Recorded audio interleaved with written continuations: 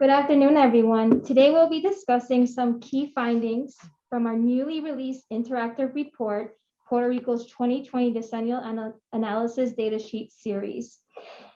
The discussion will be led by our Data Hub staff member, Damayra Figueroa-Lazu, along with our Center Director, Dr. Yarimar Bonilla. In addition, we have our special guest, Dr. Isar Godreau, a researcher at the Institute of Interdisciplinary Research at the University of Puerto Rico at Calle, where she directs various institution-wide level research initiatives and her own research projects.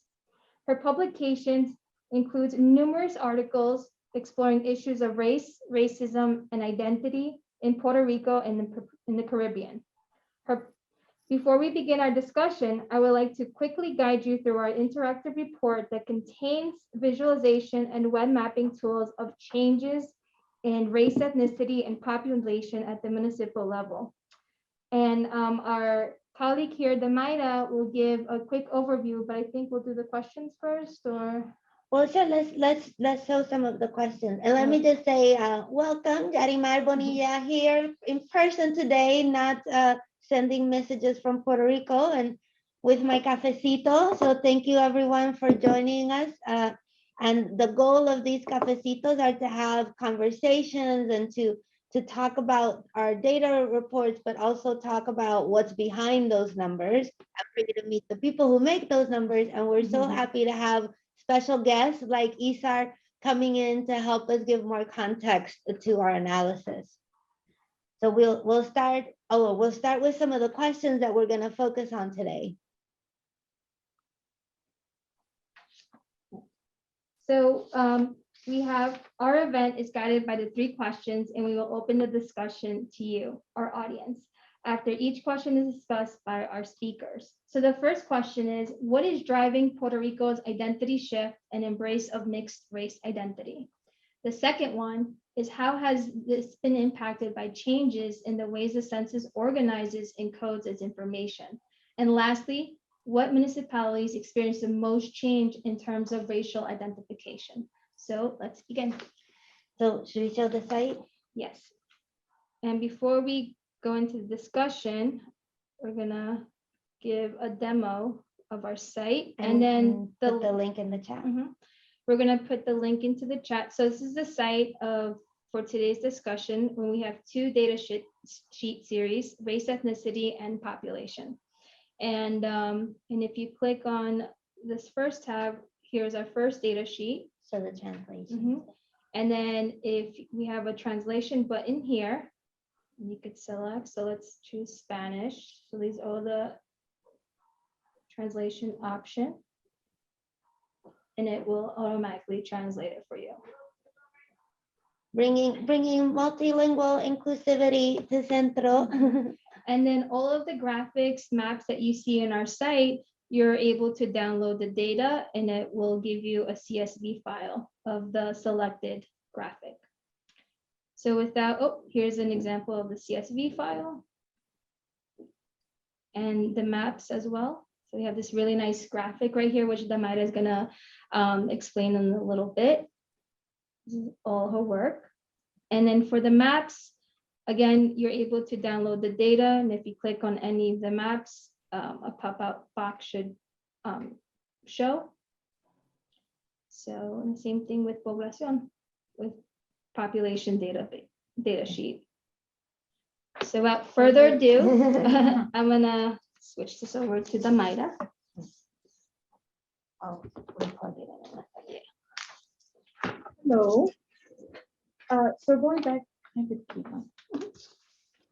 we're going back to race and ethnicity.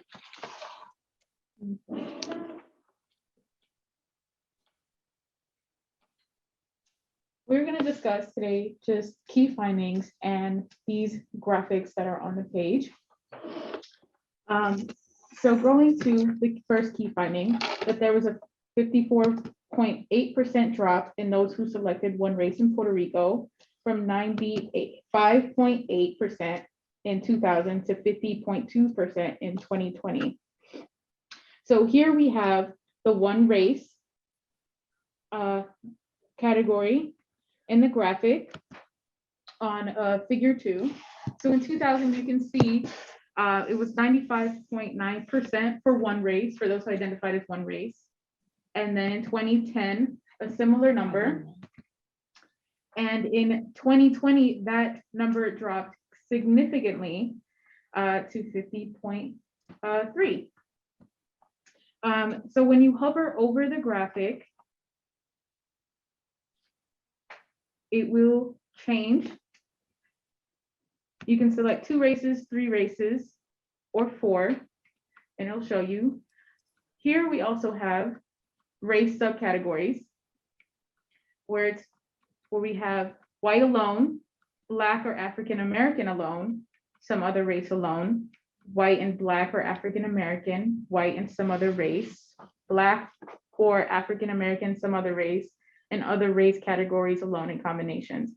So these were the top selections, the top race subcategories that those in Puerto Rico selected in the 2020 Decennial Census. So here you can see, similar to the first donut chart I showed you, hovering over will give you white alone. As you can see from 2020 and 2010, the majority selected identified as white alone. But then looking over to 2020, you see that dropped significantly to 17.1% in 2020. And now in 2020, the majority identified as white and some other race. And then the second was some other race alone. So from 6.8 in 2000, 7.8 in 2010, going over to nearly over a little bit than a quarter of the population in identifying as some other race alone. Those who identified as some other race alone experienced an astonishing increase. Like I said, you can see there's also buttons for the race categories percentage change. So you can see the high increase. Some are astonishingly high. And for one reason is because, I'll just throw the link in the chat. hold on one second, sorry.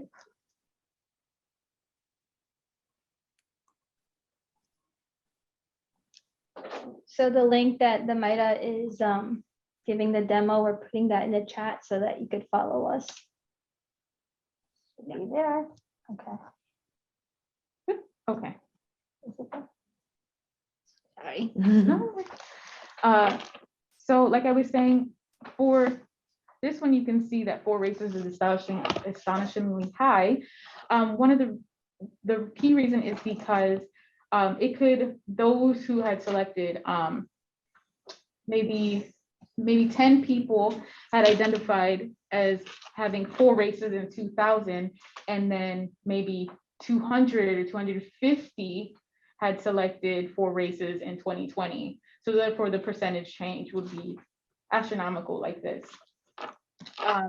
As we see, for those who selected one race, it fell by 54.8% from 2000 to 2020. And then for those who had, for identifying as 6 races, it jumped up 200. For race subcategories, we have here you can see the percentage change from by 81.7%, and then white and some other race jumping to 3,856.1%. So going back to race category, like I said, 2000, 2010, one race dominated, and then all of a sudden 2020, this huge racial shift occurred, and now 2 races, 46.8% of the population identified as. And I think that's all so far. So now let's get into the discussion part of the event. And as I was saying, that we have those 3 guiding questions. I'm not too sure, can we share that while we discuss?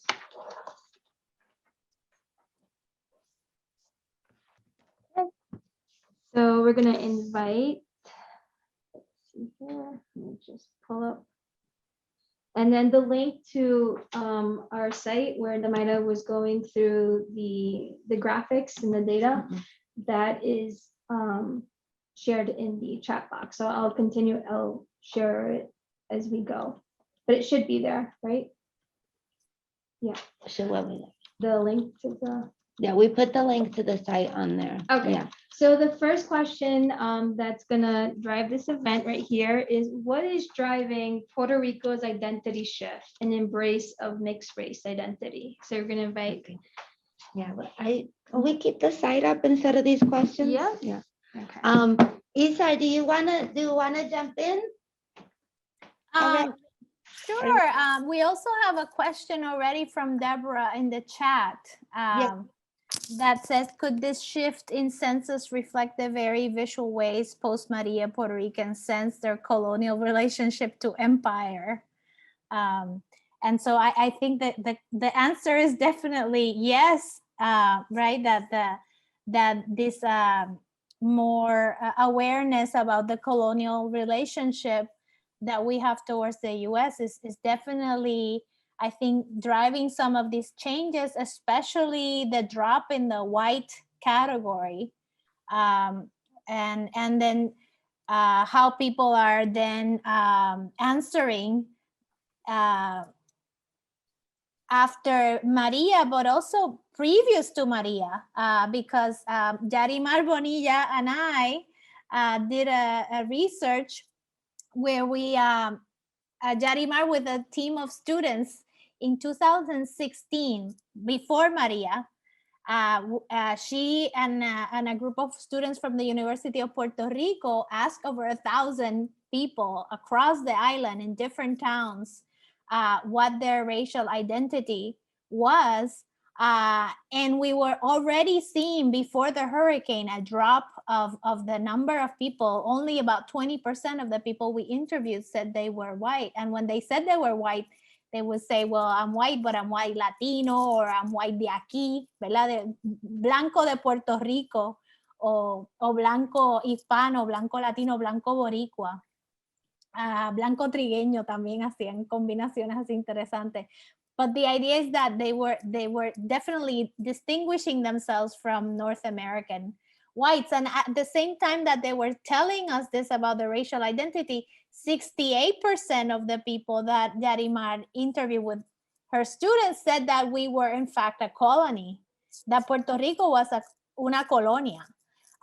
So definitely, Deborah, this issue of, this awareness about coloniality, the hurricane helped a lot, and Donald Trump's racist policies towards Puerto Rico and the recovery helped to solidify that awareness. But in the island, it was there even prior to the hurricane. So these are the results of different, shifts. And Isar, if I can jump in, part of what we found in this survey that I did with my students and that you helped me analyze was that when people were asked about their race, what many of them, what they would say is Latino, Hispanic, Puerto Rican, right? And so this is going to be a question.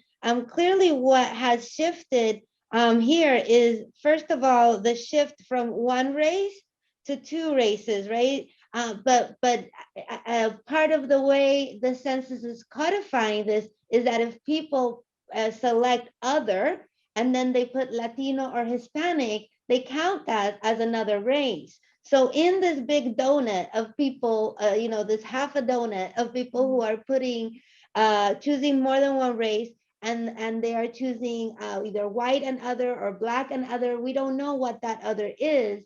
It might be Latino or Hispanic, right? And so we see that the part of what's interesting is this big shift from the white alone, and these kind of races on their own, some other race alone, to then these races in combination, right? And so white and some other race. So the majority of people, we still don't know what this other is. Hopefully the census will provide us more detail if people what, because they had to write in something, right? When they chose other, they couldn't just choose other, they had, and we'll see, like, are people saying white and Taino, or are people saying white and Trigueño, or are they saying white and Latino? And to what extent is like Latino and Hispanic being understood as a racialized identity in Puerto Rico, right? And part of what's interesting is that it's also, you know, among those who identify as Black, there was also a shift to this embrace of Black and something else, right? So the big trend is the move from a kind of single identity to, you know, two or more identities, but still, like, even mostly two, right? That, so Yeah. because three races is not that many, and you would think that if we were following the idea of the Instituto de Cultura, what we've always been told, that we are the mix of white, Black, and Taino, then we would see people choosing three races and choosing white, Black, and Taino, but they're not choosing that. They're choosing two. And based on our qualitative research, I suspect that that second one is Latino Hispanics, right? And that when they choose white and something else, which is something that someone mentioned in the chat, let's not normalize Puerto Ricans as white. I think Puerto Ricans themselves are understanding that their whiteness has an asterisk, right? And this is especially true, the shift in the way the census represented the questions, where they put, you know, are you white, for example, and then they put examples of what they consider to be white, you know, in a way that forces you to say, well, am I that? Is that what I mean by white, you know? And you've also shown us, Isar, that if people put Spanish, that the census is automatically saying that's not white, right? So Yes. a different kind of understanding. What we, in our article, we talk about qualified whiteness, right? Yeah, and it might help for the listeners at the Cafecito to remember that when you fill out the census, what you find are two separate questions. One is based on Latino and Hispanic ethnicity. And in that question, they just want you to say, you know, what kind of Hispanic or Latino are you, right? And then you have to say whether you're Puerto Rican, Mexican, Cuban, or something else. And that's a separate question. And then you have the race question, where that option for Hispanic Latino is not included, right? And so what the Census Bureau know from previous research is that many Latinos check the other box and then write in, you know, Colombian or Dominican or Puerto Rican or Latino or Hispanic, right? And so the use of that other box is to qualify ethnicity, because the option is not provided under that question for race.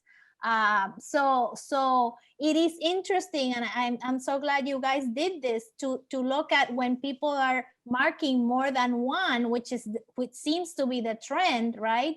That they're really marking two, that the majority are marking two, not three or four, and that in that pair, one of the pairs is the other category, right? And so that is what that is the asterisk that Yarimar is talking about, is the qualification of the whiteness or the qualification of the Blackness. And what that indicates is that then there's in the process of imagining, Puerto Ricans imagining themselves in a racial order, that the US is present there in that process of thinking about your racial identity. You people are thinking about the metropolitan colonial power, and defining their whiteness or their Blackness in relationship to that colonial power, which is different than what was happening in 2000, right? In the year 2000, 81%, almost 80.5% of the population marked white only. White only. They did not use the other box. They did not mark more than one box. They just said mark white only. And so it suggests that maybe at this time there was less interference of of the notion of a metropolitan colonial power there present, maybe. But what we know from the research that I did with Yarimar is that by 2016, when we were interviewing people, that idea of there being a colonial metropolitan power that sort of judges you upon your whiteness or your blackness or your racial identity is present, right? And people are sort of defining their place in the racial order according to that landscape where the U.S. federal government is very present in a way that in a way in which it's questioning, the whiteness of the colony and of the colonized. Yeah, please keep putting your questions in the Q&A box. I want to just point out here that this other chart that Damayra made shows the shifts, like the percentage change. So we see that some identities declined a little bit, some categories. So white alone, experienced this decline that a lot of people have been talking about. 81% decline, but then what has like just skyrocketed, and so this is a percentage shift, is white and some other race. So that is where you see from not many people utilizing that totally skyrocketing, and Black, African American, and some other race being a close second. And I also want to show this chart that shows the trajectory, not just from the most recent census, but also from the one prior.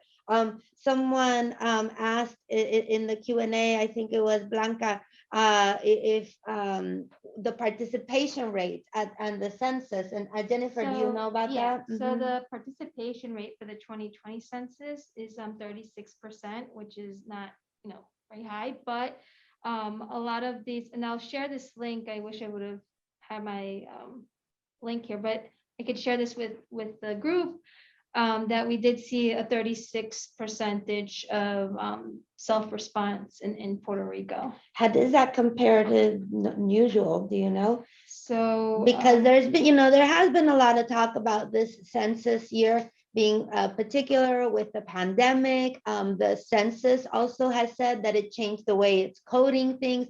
So there is an idea that there is, we really won't know these trend lines, where they will go until, sadly, the next 10 years. But still, we do see that looking at this from 2000, that there is, even though from 2010 to 2020 is very marked, but there is still some trend lines that we can trace back to 2000. So the decline of white alone, and again, it's worth remembering, 2000, Isar, 2000 is the first time the race question is asked to Puerto Ricans, correct? Yes. Before that, there was a local census, Senso Criollo, that did not include a race question because of this idea of Puerto Ricans being a racial democracy. We don't have internal racial divisions. And then, and Isar and I talk about this in the article, the longer article that is linked in the chat. Partly with the economic crisis in Puerto Rico, the local census is no longer done. The race question is introduced for the first time, and people have not been habituated into this racial ritual, the state ritual of racial identification. And so 80% chose white, but already by 2010, that was down to 75.8%. So there was a kind of a trend line going down, and similarly, in terms of Black alone, which is this line, it had gone up in 2010. And if you combine Black alone with Black in combination with another race, you do see a kind of increase in identification with Blackness. So just chime in here, the participation rate of for the 2010 census was 53.8. So it has declined between 2010 to 2020, because I believe I said it was 36% in 2020 in terms of the response rate. So someone asked, is the decline of white alone reflective of a move away from assimilation mentality? Could the George Floyd protests have sparked a solidarity between Latinos and Black Americans that helped move Latinos away from white identification? And before we answer that, I want to just point out that we also have in our report, we compare the results for Puerto Rico with all of the United States and then with the Hispanic population in the United States. And so you see that, and this is percentage change. So you see that for all groups across the board, there is a tendency for 2 or more races to increase, but you can see that all of the United States, the change is not as marked as it is for Latinos in the United States. And then for Puerto Ricans, extremely marked. And so I would argue that this has to do with how, over the past 10 years, it's become clear that Latinos in the US are racialized, are not imagined as white, even if they were, if they enjoyed some kind of light-skinned privilege in their home countries, right? The way they experience race and being Latino in the United States, I would argue pushes them away from a kind of easy identification with whiteness. But then in Puerto Rico, this is intensified. What do you think, Isar? Yeah, I mean, although definitely, and then there's the issue of Afro-Latinos, right? That are rightly claiming that that even in the US, even for Latinos who are in the US, these notions of the census, and these categories do not really capture the complexity of the lived experience of colorism among the Latino community, right? So even though definitely we have as a whole a Latino community who, regardless of skin color, will not be comfortable with claiming whiteness because Latinos as a whole are racialized. We also have an issue of colorism within the Latino community that then it's not captured, right? Through the census, and it's difficult to capture. We would have to then look at how many people, for example, how many of those who marked Latino, Hispanic in the first question, then when it comes to race, marked Black, and then other marked Latino or Hispanic or Afrodescendiente or Afro-Latino. So that's a more detailed information that would be important to sort out when we have more detailed information from the census. Yes, so someone has asking, many Boricuas have taken the DNA test. Has this made an impact? And I have to say, I've read some reports where people are saying this might be influencing not just Puerto Ricans, but across the United States, people's move, because again, this is not just in Puerto Rico, but across the United States, a move towards embracing multi-ethnic identities, imagining themselves as not literally as stated in the census, white alone, right? But kind of white in combination with others. So some argue that this would be a qualitative research question, right? Not something that the census numbers can tell us. But some speculate that this might have something to do. However, the dramatic shift in Puerto Rico cannot be explained by DNA tests, because it's not like Puerto Ricans are disproportionately the consumers of these tests, right? So this dramatic shift in Puerto Rico leads us to ask questions that are specific to Puerto Rico, because even as we see some trends for the US as a whole, Latino as a whole, and Puerto Ricans, that might, be impacted by shifts in how census codes, by shifts in, increased DNA tests, Black Lives Matter protests, all this stuff. This very intense bar graph suggests that there's something particular to the Puerto Rican experience that the change in census numbers is telling us. But another aspect, Isar, if you could talk about the campaigns in Puerto Rico to get people to identify differently, because this is also not just something that's happening in response to US policy or what's happening, but there's also activists on the ground making campaigns to change these numbers. Can you talk about that, and what these campaigns were and what motivates those doing them? Yes. The main drivers behind the campaign are Colectivo ILE. And you can find them, you know, and they have a web page. And Colectivo ILE for many decades have been doing anti-racist work in Puerto Rico, and also around the census. In the previous decade, the slogan was. El censo dice que somos blancos y abuela, ¿qué dice? ¿Verdad? Trying to play on the y tu abuela dónde está? And that was an initial a campaign, and actually they were very successful because if you compare the year 2000 from the year 2010, you see that there was an increase of people identifying as Black, which is part of what their campaign was tried to do, right? To resist the blanqueamiento, to resist the whitening through the census, and to bring awareness to the issue of coloniality, to the subjectivity of coloniality, you know, and to have people reflect on that as they fill the census. Now, for this campaign, they really made alliances with more than 50 community-based organizations, grassroots organizations. Colectivo ILE does not have a huge budget, you know. It's not like we're gonna see signs in the billboards or in TV time, but they did manage to do a wide, you know, network of alliances and partnerships with other community-based programs like Taller Salud and La Comunidad, Fundación para Puerto Rico, etc. So I think their impact cannot be underestimated. They had 3 goals for their campaign. One was to get less people to mark the white category, which this definitely happened. And the other one was to have more people mark the Black category, which we see a decrease.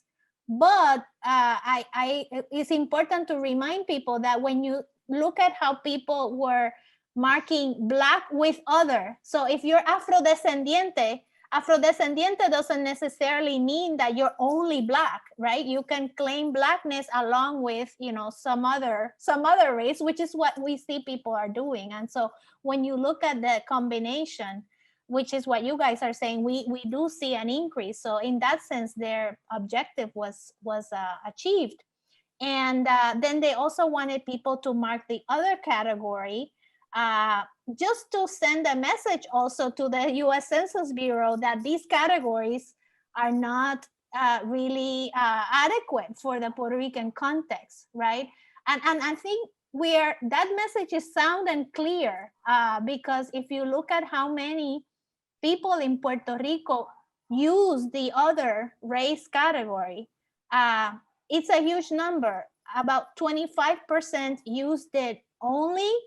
They only pick other, and if you add to that all the people that picked some other race along with something else, I think the percentage goes up to like 74%.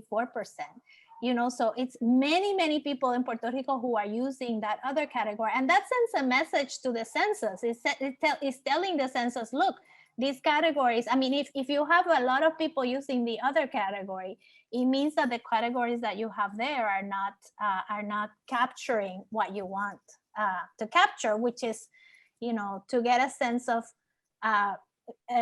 racial identity in order to track the effects of racism and discrimination, and for civil rights purposes, right? This is what it's all about. This is why the census asks the question in the first place. And so I'm showing here the rise in the use of other race alone, you know, just other, which also relates, Isar, to our findings when a lot of people just didn't want to engage with the race question also. And they were just like, none of the above, eso no me representa, yo no soy racista, yo no creo en eso. So we don't know what exactly is in this other, but I like how you're suggesting that it like we saw this as a refusal to the question, right? And so This could also be interpreted as a refusal and saying, I don't identify with any of these categories, you know. We have a question in the chat about generational shifts. Isar, do you want to talk a little bit about what we found in terms of generations? And then we can move to talk a little bit more about the municipalities. Yeah, definitely. We found that there was a very straightforward relationship between age and racial identification patterns, especially with the category of whiteness and with the category of Latino or Hispanic. So what we found, for example, was that it was older people in Puerto Rico who were identifying mostly as white. And the younger the person that we interviewed, the less likely it was that it was going to identify as white, right? And Yes. so what this tells us is that definitely, you know, the younger generation, which are the ones who have been most exposed to this, you know, coloniality in your face period, right? Where the colonial status is not so much hidden, right? And we know the Estado Libre Asociado and the Commonwealth Project for many years was to hide that status and to pretend that we could have the best of both worlds and that we were in our own, you know, Puerto Rican bubble, and that we had self-government, and that really whoever talked about Puerto Rico as a colony was labeled as, you know, as a revolutionary leftist, Marxist, etc. And now that is not the case. So we are seeing younger generations, I think, relating to this category of whiteness and also to the reality of coloniality differently. And in the same way, they are also embracing more the category of Latino or Hispanic. We found that, you know, the younger people were, the more likely that they would identify as Latino or Hispanic when we asked about their race. Yeah. So Damayra, you want to show us a little bit what we can tell about different municipios? Sure. So going down, you can see these wonderful maps that Jennifer created. So here we have at 4, 5, 6 figures of maps. This one is showing of one race. So we have white alone here. If you click it, a pop-up will come up with the specific percentage change of each municipio. You have here the legend. So at least for white alone, you can kind of see where the large decreases are scattered across the island, but nonetheless, every single municipio, there was a decrease in white alone. Here, going to figure 5 for Black alone, you see that there are 4 municipios here that have an increase in Black alone. So like Naranjito, Adjuntas, Rico, and Maricao. And then the rest of them are decreases. And you can see this, the darker decreases, the darker color along the coastal of the island. That's where identification with Black alone decreased the most. Yes, decreased the most. Going to figure 6, here we have some other race alone. You could zoom in on the upper. Oh, what the Yeah. plus sign? It's just that it's hidden by all these boxes here. No. Within the map, you see that little plus sign? How did we get there? Wait. How did we get there? Here. Oh, but it's okay over there. Oh, it is? Okay, yeah. It's because we have a lot of windows open. Close that out.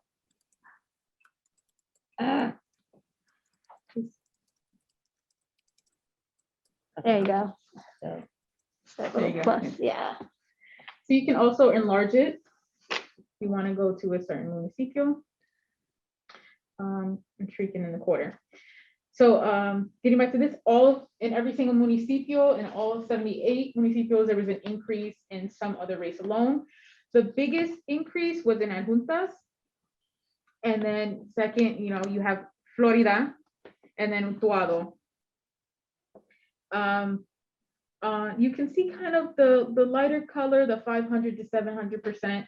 Around the western part, central area, and then surprisingly, in the metropolitan areas like Catania, San Juan, it has the lowest increase. But nonetheless, again, all 78 municipios experience an increase in some other race alone. Yeah, we will be the link is in the chat, and also you will be getting an email following this with links to everything. Yes. I think you mentioned you can get the data from the links below the graphics. Here we have go into the population of 2 races. Like we mentioned before, we focused on the top 6 that those in Puerto Rico identified with the most. So with white and black or African American, you kind of see this. What's going on in adjuntas? Yeah. Well, in adjuntas, that's where Casa Pueblo is, right? And Casa Pueblo has attracted a lot of international visitors, a lot of discussion around alternative energy sources, a lot of, I don't know, public intellectual students, nonprofit organizations working there, that they have, the idea of and la meta, the goal of turning the adjuntas into a solar powered municipality, and so maybe that's motivating different dynamics in that interior part of the island from other municipalities. I mean, could it be perhaps age too, like you had mentioned, like perhaps, but we don't know This for is, sure. this is research interesting, yeah. questions, and so this is for folks to go and check it out and see what's of course, as an anthropologist, I'm like, people need to go do ethnography in these places and see what's happening and how people are understanding this. Also, some of these, in terms of percent changes, some of these towns are small. Yeah. So, a big family moves in and a big family moves out, and you could have a drastic change in some of these small towns. Especially when you look at this because originally we were going to include barrio level data. However, some of these barrios, remember with the 2020 census, there was a drop, I believe, of 11.8% in terms of population decline. So in 2000, the population might have had in some of these barrios like 200 people, right? And when you look at 2020, that might have either declined or increased. So that's why your percent change tends to be astronomical. And so, I mean, it's very interesting when you start honing in down from the state, municipio, barrio level, and even block group level. But yeah, the data is there. And then also with these, if here we see the percent change, and if we move, or we see another Municipio. yeah. So let me see if there are other questions that we haven't gotten to. Someone asked about other races. They said, what other races are there? In terms of how the census, I guess, takes in race, there's only 1, 2, 3, 4, 5, 6 races. So you have white alone, Black or African American, American Indian, or Native Alaskan, Asian alone, Native Hawaiian, or other Pacific Islanders, and then you have some other race. So those are the options that they give you. I guess the limited options that you're given. So for those who are selecting some other race, it's really just kind of like a cloud, just the other option if you don't fit into those other 5. And granted that these issues of these categories of race are socially constructed, right? There's no objective way of saying whether they're 5 or 6 or 3, you know, it's just, it depends on what categories become socially, you know, pertinent at a particular moment in time. And I agree with Lillian. She says, you know, there are no white Puerto Ricans. Our heritage is that of a mix. If it's mixed, and let's normalize the fact that we are people of color. And I agree to a certain extent. And this is where we come with the issue of context and social and race being socially constructed, because in Puerto Rico, it's important, for example, to say that in Puerto Rico, Lilian, there are some white Puerto Ricans, right? And there are some Puerto Ricans who have the privilege of, you know, phenotypically looking like our European colonizers, right? And that carries privilege, that has actual effects on people's lives in terms of being more vulnerable to discrimination. And so in some senses, these distinctions, like the colorism among us, is important to track, in order to say what effect is that happening on the distribution of resources. And in order to fight for racial justice in Puerto Rico, we need to distinguish. If we were to say we're all people of color because we've all been colonized, and then we lose important information and data in order to bring about public policies and actions that will help to combat racism in the island. Isar, well, we should be wrapping up soon, but someone has asked, what, like, kind of, where do we go from here? So some Mexican Americans are asking the census for a mestizo category. What would be a more comprehensive and inclusive term that we should be promoting? I'm wondering, Isar, if you can talk a little bit about your other research project with Jose Caraballo Cueto, what you discovered there, and the recommendations that you've made based on that about how to measure, issues of race and racial discrimination in Puerto Rico. Okay, yeah, I can definitely do that. But I guess in terms of the terminology that the person is asking about, inclusive terms, right?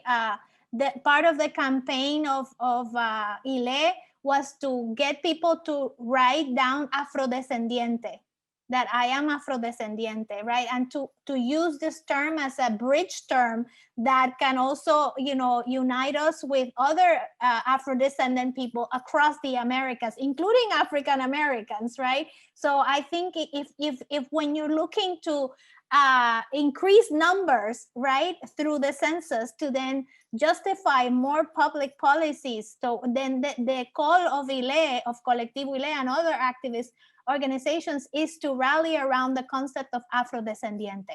Now, in order to track the more specific issues of colorism, and if you think of the Americas as there being a pigmentocracy in place, right?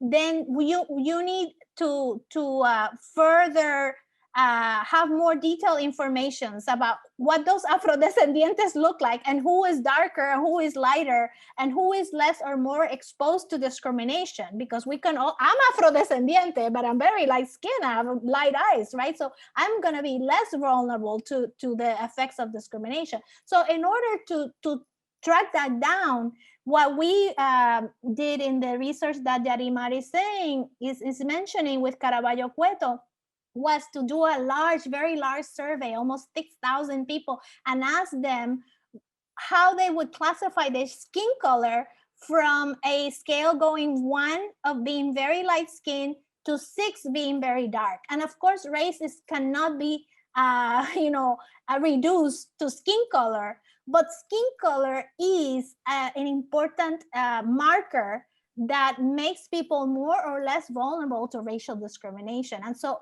because what we wanted to learn about was health disparities, how was being exposed to discrimination affect your health, then we use this scale of 1 to 6 and ask people that way. And what we did find is that in effect, lighter skin Puerto Ricans, even after controlling for class, controlling for education, for controlling for all these variables, skin color had an important impact on your health status.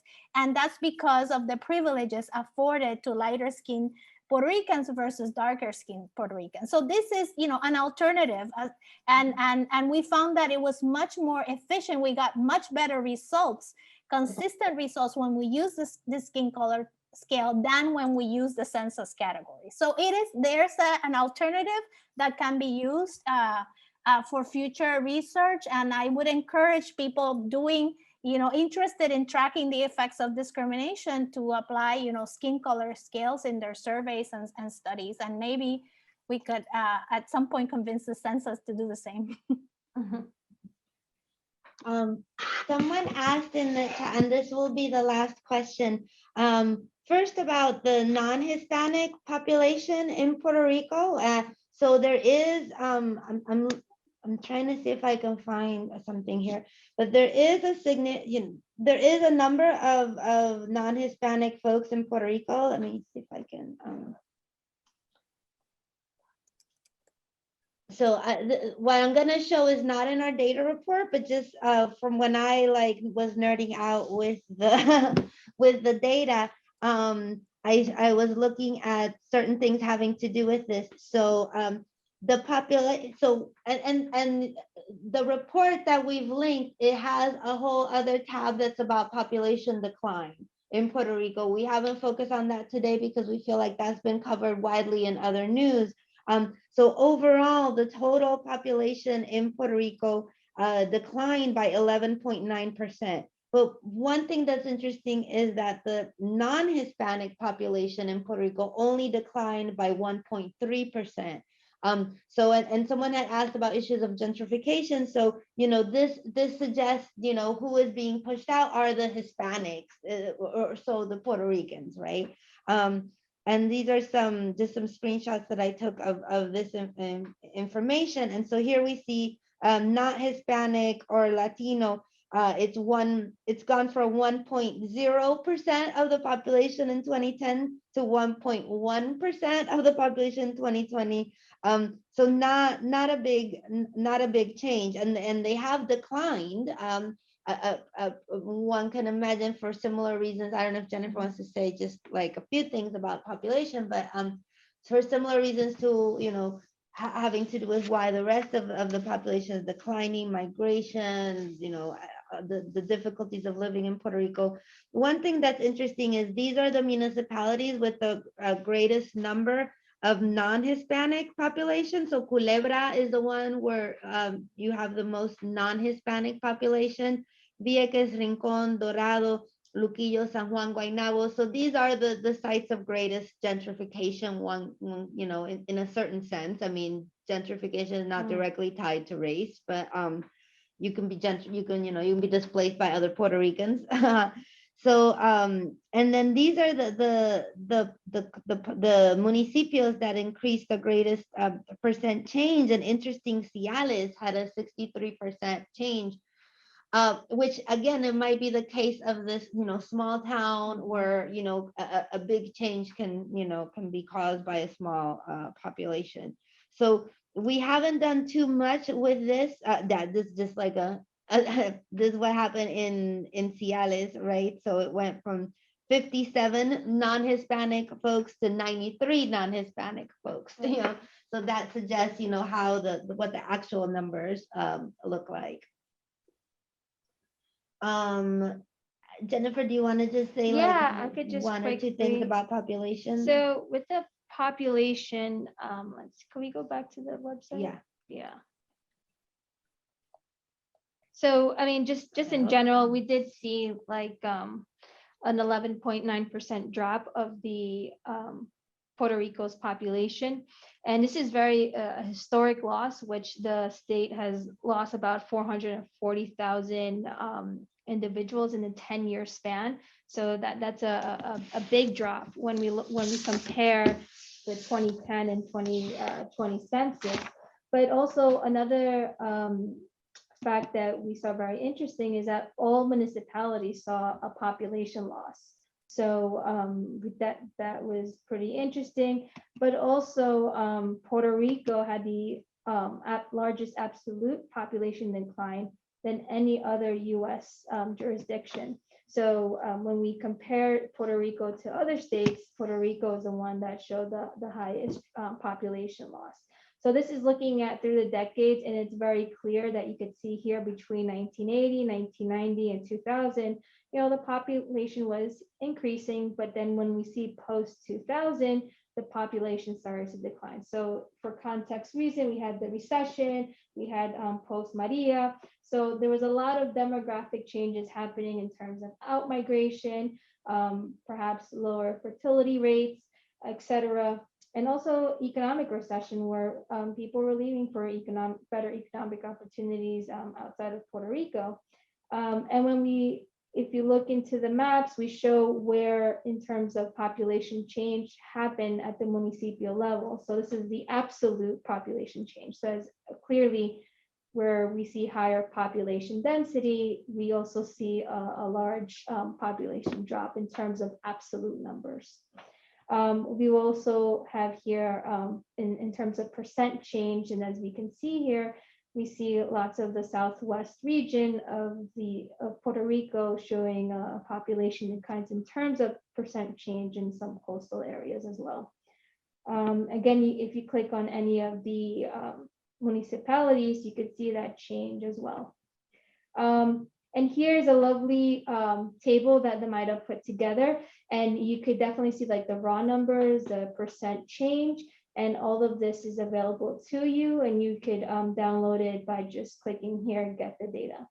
So I think that's about it. And yeah, I mean, the only thing that we could say with the population is historically it's a major loss when we look at 2010 to 2020. That's 440,000 people, which is a lot. So we will send out an email with this links to the article with Isar and myself, with Isar and Caraballo Cueto. We'll also send a link to a recent webinar they did at UPR Calle in Spanish, also talking about decennial changes. So thank you everyone for logging in. Thank you. I don't know if we have a feedback form that hopefully our webmaster can drop in the chat. And if not, just write to us at centropr@hunter.cuny.edu and keep joining us for our cafecitos. So thank you. Thank you. Gracias, Isar. Gracias a ustedes por la invitación. Seguimos.